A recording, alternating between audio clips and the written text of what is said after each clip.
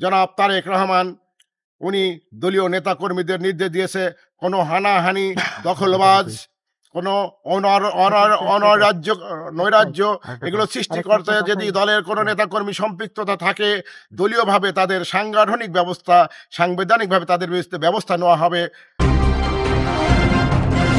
আমি অধ্যাপক নুরুল ইসলাম আসাদ।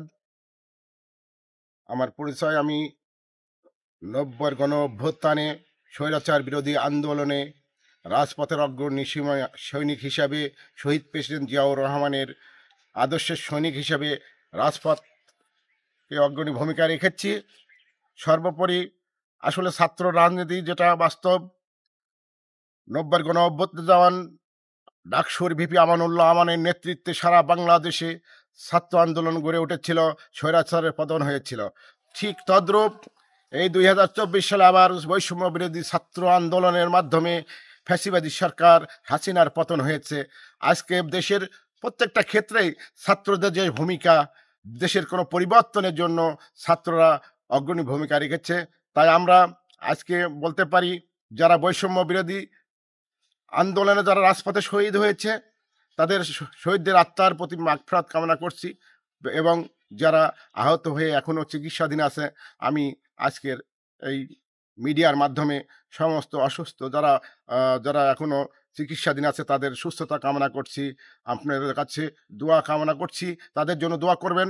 দেশের জন্য, দেশের মানুষের জন্য, রাষ্ট্রের জন্য যারা যে আত্মাহুতি করেছে, তারা যে জীবনের ঝুঁকি নিয়ে আন্দোলন করেছে, আর যার কারণেই আমরা এ দেশে একটি গণতান্ত্রিক একটা পরিবেশ সৃষ্টি হয়েছে।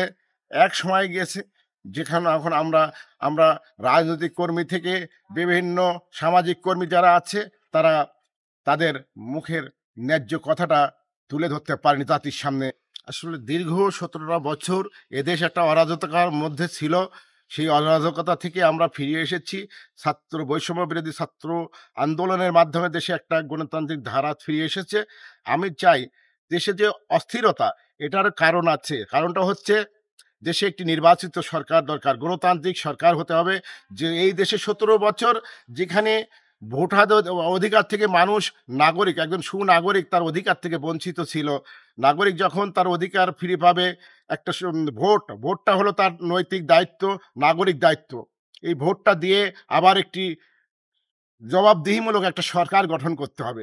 তো এখন যেটা মানে অন্তর্বর্তী সরকার আছে, এটা হলো জনগণের সঙ্গে এদের সরাসরি সম্পৃক্ততা নাই।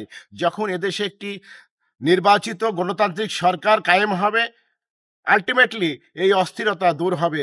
আপনারা জানেন, আমি মিডিয়ার মাধ্যমে আমি এই কথাটি জানাতে চাচ্ছি, আমাদের নেতা, বাংলাদেশের যুব সমাজের অহংকার, তারুণ্যের প্রতীক, আমাদের বিএনপির ভারপ্রাপ্ত চেয়ারম্যান ইতিমধ্যেই আপনাদের মাধ্যমে দেশবাসীকে, দলীয় নেতাকর্মীদেরকে জানিয়ে দিয়েছে।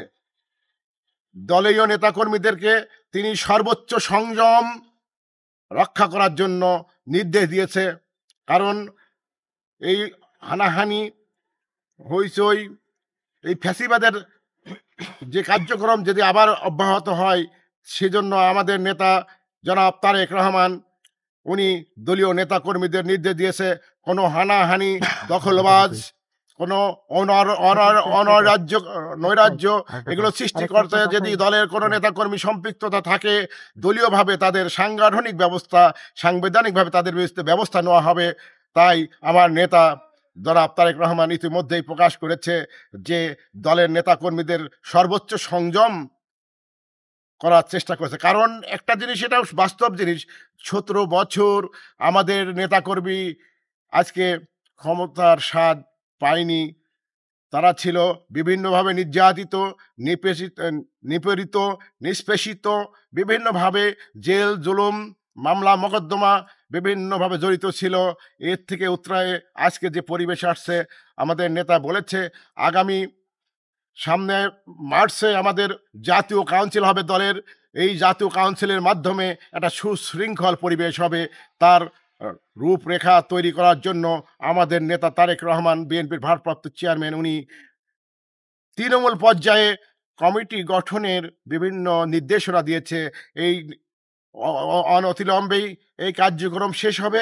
এই কার্যক্রম শেষ হবে এবং আমি আমার নেতার প্রতি শ্রদ্ধা রেখে বলছি যে জাতীয় কাউন্সিলের মাধ্যমে বাংলাদেশে একটি রূপরেখা তৈরি করবেন। বাংলাদেশে একটি রাজনৈতিক একটা ইতিমধ্যেই ৩১ দফা রাষ্ট্রীয় কাঠামো পরিবর্তনের জন্য, সংশোধনের জন্য আমাদের নেতা জনাব তারেক রহমান ৩১ দফা প্রণয়ন করেছে।